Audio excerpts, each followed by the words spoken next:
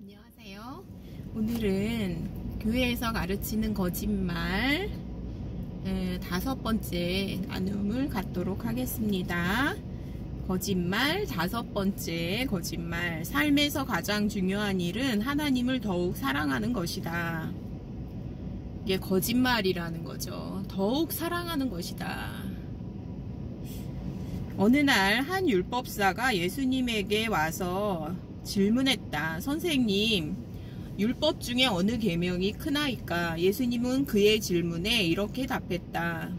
내 마음을 다하고 목숨을 다하고 뜻을 다하여 주 너의 하나님을 사랑하라 하셨으니 이것이 크고 첫째 되는 계명이요. 마태복음 22장 37절 38절. 그러니까 예수님은 가장 큰 계명이 무엇이냐는 질문에 하나님을 사랑하는 것이라고 답하셨던 것이다. 하지만 질문의 초점을 잘 생각해 보라. 그는 율법에 대해서 물어봤다. 앞서 지적했듯이 우리는 얼핏 율법에 대해서 물어본 거잖아요. 얼핏 그럴싸하게 들리는 말도 잘 살펴보면 실제로는 틀린 경우가 많다는 것을 알게 된다. 그렇다면 하나님을 더 사랑해야 한다는 이 말은 무엇이 잘못된 것일까? 우리의 의지로는 율법이 요구하는 대로 하나님을 사랑할 수 없다는 것이다. 하나님을 더 사랑해야 한다고 강요하는 것은 율법과 같은 맥락이다. 우리는 율법에 대해서 죽었어요. 그러니까 이것을 율법에 대해서 죽었는데 이거를 또 다시 힘을 내려고 할 필요가 없어요.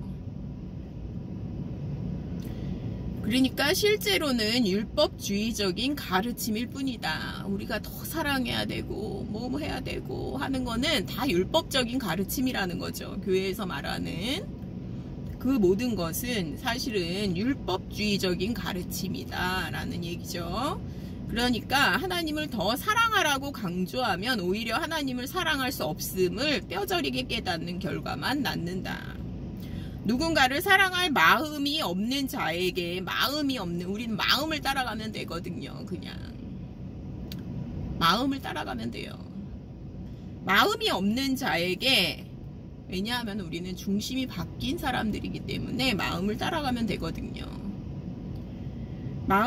근데 마음을 따라가지 않고 다시 우리를 율법주의 아래 속박을 시킨다 그러면 이거는 할 수 없는 거거든요. 하나님의 계명을 지킬 수 없는 거거든요. 누군가를 사랑할 마음이 없는 자에게 사랑하라고 명령하는 것은 오히려 그의 무능함을 드러낼 뿐이기 때문이다. 이것이 바로 율법의 맹점이다. 성경은 우리가 하나님의 법과 마주하면 죄의 정욕이 더 많이 일어난다고 말한다. 율법이 들어온 것은 범죄를 더하게 하려 함이라. 로마서 5장 20절. 우리가 육신에 있을 때에는 율법으로 말미암는 죄의 정욕이 우리 지체 중에 역사하여 우리로 사망을 위하여 열매를 맺게 하였더니. 로마서 7장 5절. 그런즉 우리가 무슨 말을 하리요? 율법이 죄냐? 그럴 수 없느니라. 율법으로 말미암지 않고는 내가 죄를 알지 못하였으니 곧 율법이 탐내지 말라 하지 아니하였더라면 내가 탐심을 알지 못하였으리라. 그러나 죄가 기회를 타서 계명으로 말미암아 내 속에서 온갖 탐심을 이루었나니 이는 율법이 없으면 죄가 죽은 것임이라. 로마서 7장 7절 8절. 율법의 요구는 우리에게 반발을 일으킨다. 하나님을 사랑하라고 말하면 그 요구는 우리를 정죄하고 죄책감에 휩싸이게 한다. 사실 우리는 그런 요구를 받기 전에 이미 하나님을 더 사랑해야 한다고 느끼는 경우가 많다. 우리는 마음이 이미 중심이 바뀐 사람들이기 때문에 그냥 가만히 있어도요, 하나님을 사랑하고 싶어요. 그렇기 때문에 이거를 결심을 하지 않아도 된다는 거죠. 그래서 사랑하려는 결심만으로는 누구도 사랑할 수 없기 때문이다. 우리 인간의 사랑도 그렇잖아요. 사랑하는 마음이 있으면 뭔가를 제가 처음 큰 딸을 낳았을 때 제가 완전히 잠기가 굉장히 어둡거든요. 근데 이제 딸을 사랑하는 마음이 있으니까요. 얘가 꼼지락만 거려도 제가 벌떡 일어나는 거예요. 진짜 잠을 하나도 못 잤어요. 그래가지고 얘가 조금 소리만, 조금 옹알이만 해도 제가 이제 일어나는 거예요. 왜냐하면 돌봐주고 싶은 마음, 사랑하는 마음이 있기 때문에 이제 작은 소리에도 예민해지는 거예요. 그러니까 잠기가 많이 어두운 사람이었지만 그 마음, 사랑하는 마음이 있기 때문에 잠기가 밝아진 거예요. 그렇게 그 마음이 바뀐다는 것은 굉장히 자연스러운 거거든요. 그러니까 이제 사랑하는 사람이 생기면 뭐 게으른 사람도 일찍 일어나가지고 그 여행 준비를 하고 기쁘게, 상대방을 기쁘게 하려고 하고 하는 게 자연스럽게 일어나는 거죠. 그거를 뭐 이렇게 하라고 시키냐고요. 법을 주냐고요. 그렇진 않단 말이죠.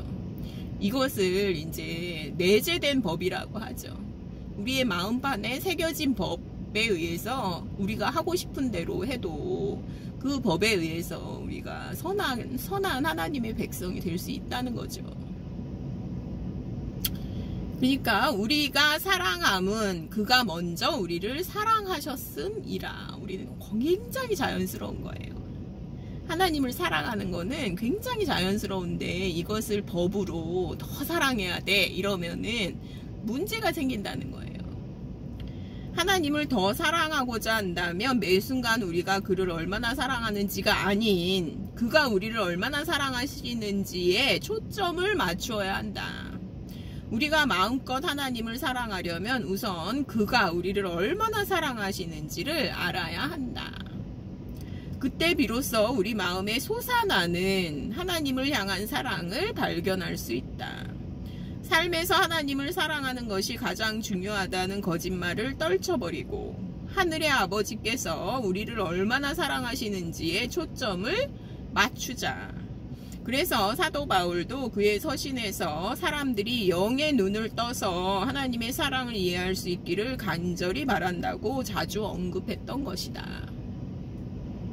이러므로 내가 하늘과 땅에 있는 각 족속에게 이름을 주신 아버지 앞에 무릎을 꿇고 비노니 그의 영광의 풍성함을 따라 그의 성령으로 말미암아 너희 속사람을 능력으로 강건하게 하시오며 믿음으로 말미암아 그리스도께서 너희 마음에 계시게 하시옵고 너희가 사랑 가운데서 뿌리가 박히고 터가 굳어져서 능히 모든 성도와 함께 지식에 넘치는 그리스도의 사랑을 알고 그 너비와 길이와 높이와 깊이가 어떠함을 깨달아 하나님의 모든 충만하신 것으로 너희에게 충만하게 하시기를 구하노라. 에베소서 3장 14절 19절. 하나님의 사랑을 깊이 깨달은 자는 율법의 명령이 없어도 하나님을 향한 사랑이 생긴다는 거죠. 그리고 힘쓰지 않아도 하나님의 은혜가 우리 삶을 어떻게 변화시켰는지를 깨닫기 시작한다. 그래서 우리의 영은 더욱 풍성해진다. 이게 사랑하게 되면, 하나님을 사랑하게 되면 우리의 영이 더욱 풍성하게 된다. 그리고 이 하나님을 사랑하게 되면서 우리는 우리 주변의 사람들도 더 많이 사랑하게 된다는 거죠. 하나님을 더 사랑하는 것이 가장 중요하다는 말은 표면적으로는 맞는 듯 하지만 사실은 율법적인 거짓이다. 성경은 하나님이 우리를 사랑하셨고 모든 것이 그 사랑을 중심으로 이루어진다고 말한다. 우리를 향한 하나님의 사랑에 초점을 맞출 때 그 사랑이 진실임을 알고 은혜로 행하는 삶을 사는 자유를 누리게 된다. 그러니까 교회에서 선포돼야 되는 거는 계속해서 그 하나님이 우리를 얼마나 사랑하셨는지가 선포되면 돼요. 괜히 사람이 할 일을 자꾸 얘기할 필요가 없다는 거죠. 근데 이렇게 선포되는 얘기를 들어보면 사람이 할 일만 나와요. 잘못됐다는 거죠, 그게. 그러니까 하나님에 대해서 선포하는 게 중요하다는 거죠. 교회에서 해야 되는 거는. 그 다음에 거짓말 6번째. 약해진 신앙을 회복하는 방법은 새로이 헌신하는 것이다. 이것은 거짓이라는 거죠. 새로이 헌신하는 것은 은혜로 나아가는 올바른 길이 아니다. 우리가 노력하면 할수록 성공하지 못할 가능성은 더 커진다. 사실 그리스도인의 삶에서 승리를 얻는 비결은 우리의 노력이 아니라 믿음에 있기 때문이다. 그리스도께 새로이 헌신하는 데 있어 가장 큰 문제는 바로 자아다. 자아는 육체를 스스로 만족시킨다는 의미로 통하기 때문이다. 그래서 그리스도인다운 삶을 살려고 노력하다 보니 종교성이 있는 육체로 만족해버리는 경향이 있다. 이게 맞죠? 그래서 자기 결정, 자기 훈련, 자기 만족은 그리스도인의 삶을 사는데 장애물이 된다. 오로지 예수님만이 은혜의 삶에서 승리하는 길이다.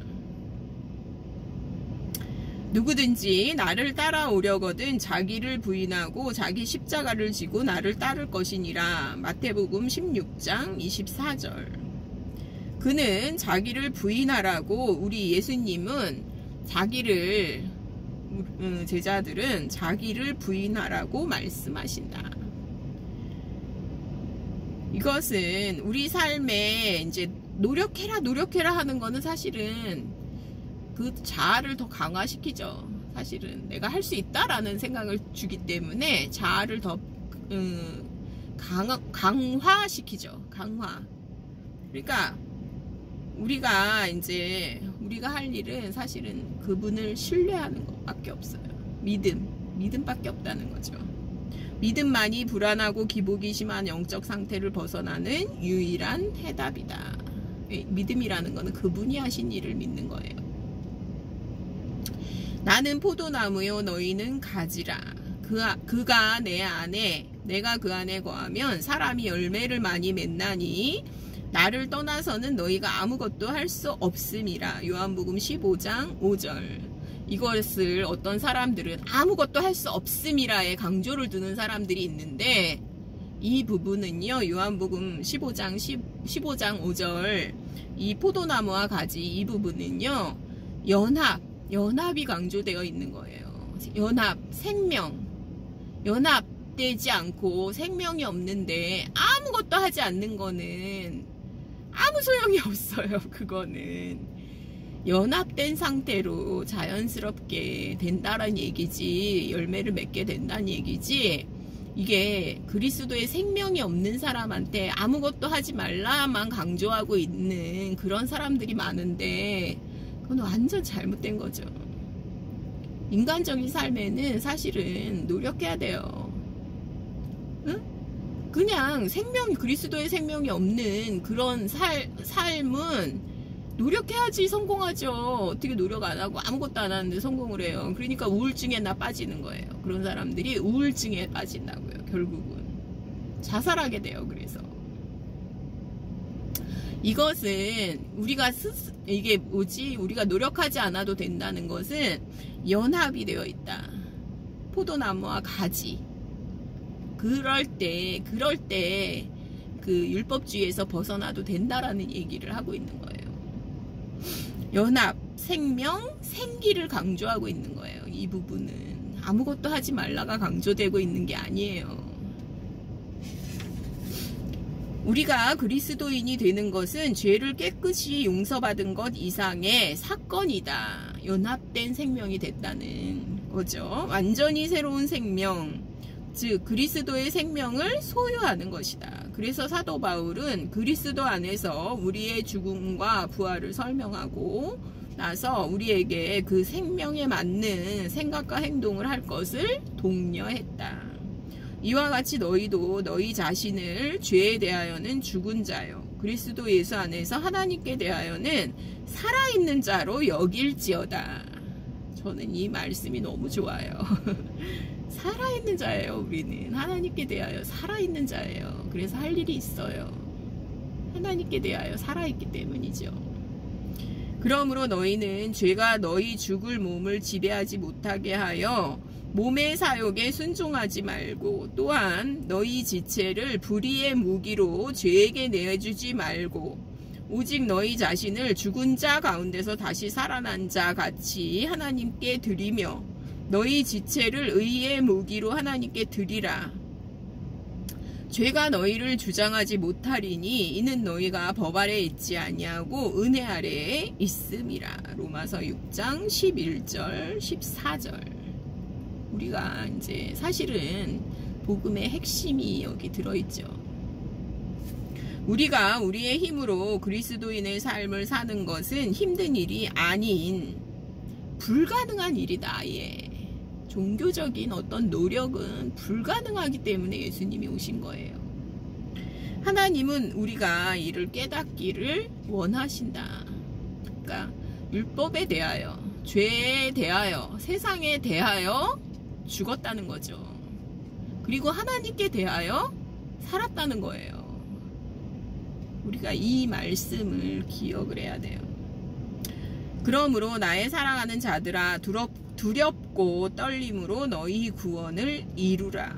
빌립보서 2장 12절. 너희 안에서 행하시는 이는 하나님이시니 자기의 기쁘신 뜻을 위하여 너희에게 소원을 두고 행하게 하시나니. 그런데 우리는 우리를 내줘야 돼요. 여기에 하나님이 우리 속에서 행하게 하시면 우리가 이거에 순종해야 되는 거예요. 드려야 되는 거예요. 우리 몸을 거룩한 산 제사로 드려야 되는 거죠. 빌립보서 2장 13절. 근데 쉽다는 거예요. 이게 쉽다는 거예요. 하나님의 생명이 나의 내면에서 시작하여 외면으로 표현되고 그것이 내 모든 것을 다스리는 것, 그것이 바로 창조자가 계획한 나의 삶이다. 그러기 위해서 하나님이 십자가 사역을 완수하신 거죠. 그리스도가 십자가 사역을 그래서 완수하신 거예요. 우리 속에 생명으로 들어오시기 위해서 십자가 사역을 완수하신 거죠.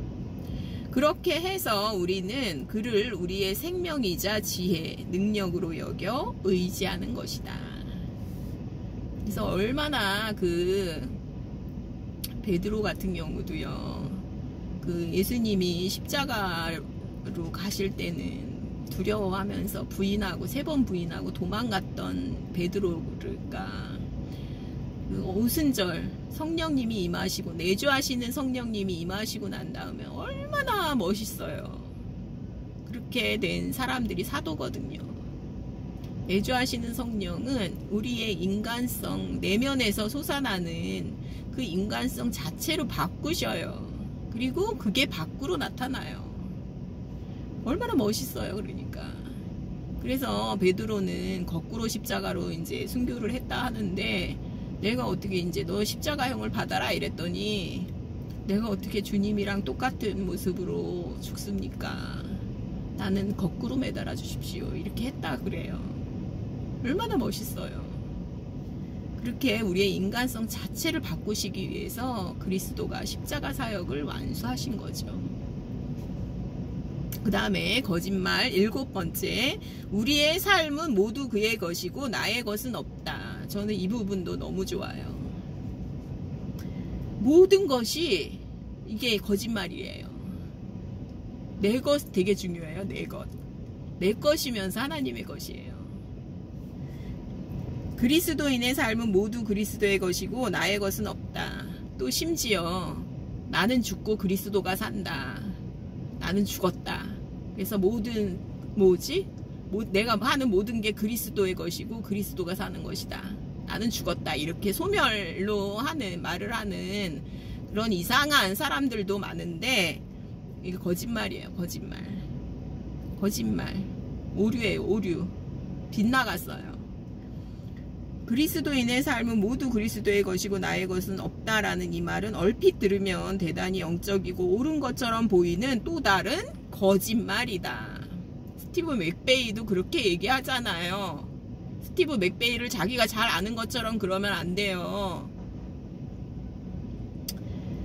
겸손의 말로도 들릴 수도 있다. 많은 사람들이 여기에 속죠. 내 것은 없고 그리스도의 것이다. 영적이네. 이렇게 속는 거죠. 예수님이 이 땅에 인간의 몸을 입고 오셨을 때 그의 전부가 하나님의 것이고 그의 것은 없었는가? 아니다. 오히려 그 반대였다. 모두 하나님의 것인 동시에 그의 것이기도 했다. 예수님과 성부 하나님은 완전히 하나였다. 그래서 예수님은 100% 인간이자 100% 신이었다. 하나님이었다. 그래서 신성과 인성의 연합이라고 부르는 거다. 예수님은 반은 인간이고 나머지 반은 신이 아니라는 말이다. 그는 완전한 하나님이자 완전한 인간, 즉 하나님 사람이다. 예수님은 인간으로서 이렇게 말했을 것이다. 모두 하나님의 것이자 모두 나의 것이다. 멋지잖아요. 우리가 이것이 없으면 우울증에 빠지고 허무감에 빠져요. 니힐리즘이에요. 허무주의. 내게 없으면 허무주의라고요. 우리는 완전한 연합을 통해서 모든 것이 하나님의 것이고 모든 것이 내 것이에요. 우리의 영도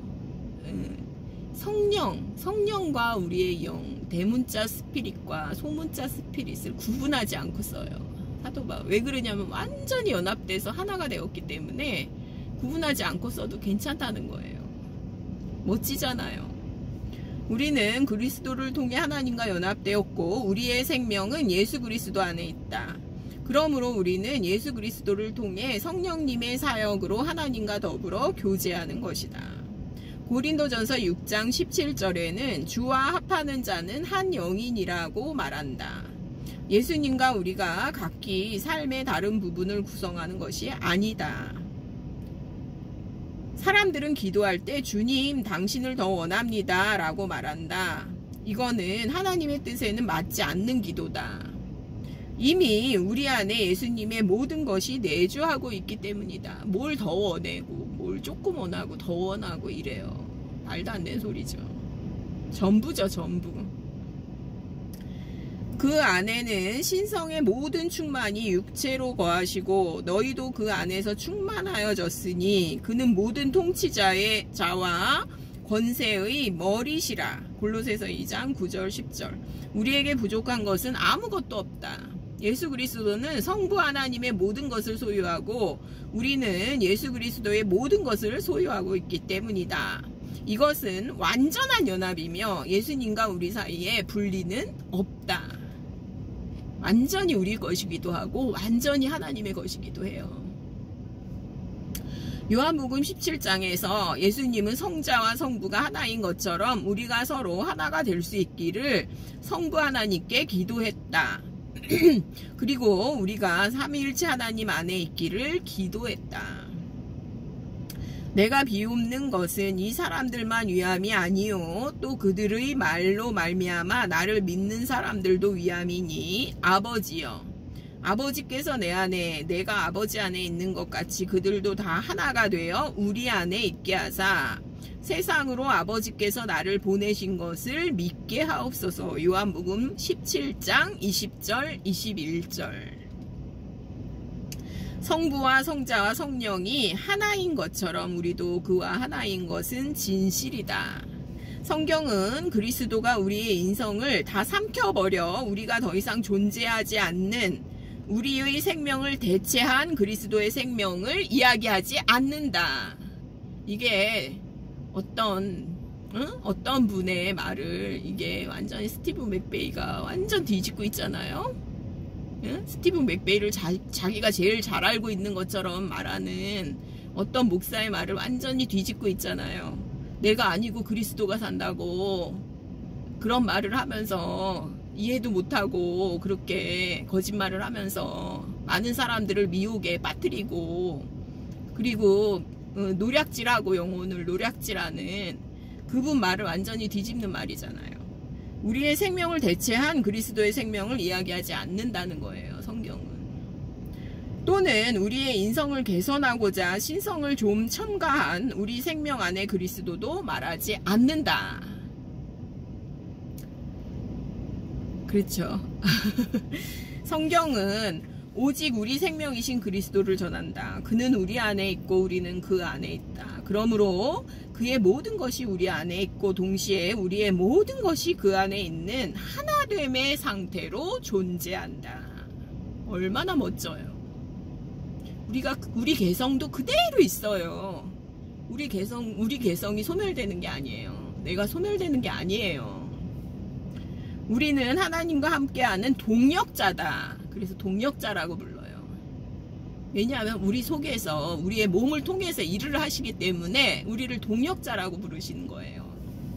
즉 예수님과 멍에를 같이 한다. 예수님은 말했다. 나의 멍에를 메라. 따라서 우리는 하나님에게 능력을 부여받은 그의 동역자로서 생활한다. 하나님이 우리의 성격과 육체를 통해 일하심으로 우리가 행동한다. 얼마나 멋지냐고요. 이게 복음이죠. 복음. 하나님은 우리의 마음에 자신의 뜻을 알려주시지만 그 뜻하신 일은 우리의 행동을 통해서 이루신다. 그래서 동역자인 거예요. 우리가 나 대신에가 아니다. 나 대신에 하나님이 막 이루시는 게 아니에요. 100% 하나님의 삶이자 100% 우리의 삶이다. 성령님이 우리를 이끄시고 우리는 그의 뜻대로 행동한다. 그런데 이거는 우리가 내줘야 되는 거예요. 동력을 해줘야 되는 거예요. 그래서 동력자예요. 우리 삶은 그리스도의 것이지 우리 것이 없다라고 생각한다면 우리 일상생활이 수동적으로 변할 수 있다. 굉장히 경계하잖아요. 이거는 너무나 경계하는 거예요. 스티브 맥베이도 난 단지 통로일 뿐인걸. 그가 나를 통해 하는 것을 기다리기만 하면 돼. 그가 모든 것을 하시니까 나는 아무것도 하지 않아도 괜찮아. 이런 사고방식을 가지고 살아간다면 우리가 그리스도와 나누는 연합된 삶의 본질을 절대로 이해할 수 없다. 교회에서 가르치는 거짓말, 이게 몇 쪽에 나와 있는 거냐면요. 교회에서 가르치는 거짓말 50, 이게 몇 쪽에 나와 있냐면요. 58쪽에 나와 있는 거예요. 58쪽. 교회에서 가르치는 거짓말 58쪽에 이렇게 나와 있잖아요. 그러니까 전철권 목사는 전혀 스티브 맥베이를 이해하지 못한다고요. 복음을 아예 모른다고요. 그러니까 거기에 속지 않으시길 바라고요. 이거는 나를 소멸하고 이러면은 김성수 목사도 그렇고 전철권 목사도 그런데요. 그러면 우울증에 걸리고요. 자살하게 되고요. 그러니까 자살하잖아요. 내 것도 100%. 내가 얼마나 중요하냐고요. 생기가 얼마나 중요하냐고요. 하나님께 대하여 살아야 돼요. 생기가 얼마나 중요한데요. 죽은 것과 산 것은 연합할 수가 없어요. 살아있는 것과 살아있는 것이 연합하는 거예요. 내 것 100%고 하나님의 것 100%라는 거죠. 이게 신비예요. 이게 신비예요. 그래서 우리가 신의 성품에 참여하는 자가 된 거예요. 신의 성품에 참여하는 자가 되는 거예요. 그래서 우리를 동역자라고 부르시고 친구라고 부르셔요. 얼마나 멋진 건데요. 이걸 수동적으로 만들고 나는 아무것도 안 해도 돼. 가만히 있어도 돼. 나는 죽었어. 이런 거를 복음이라고 진짜 전하기도 아주 많이 전해요.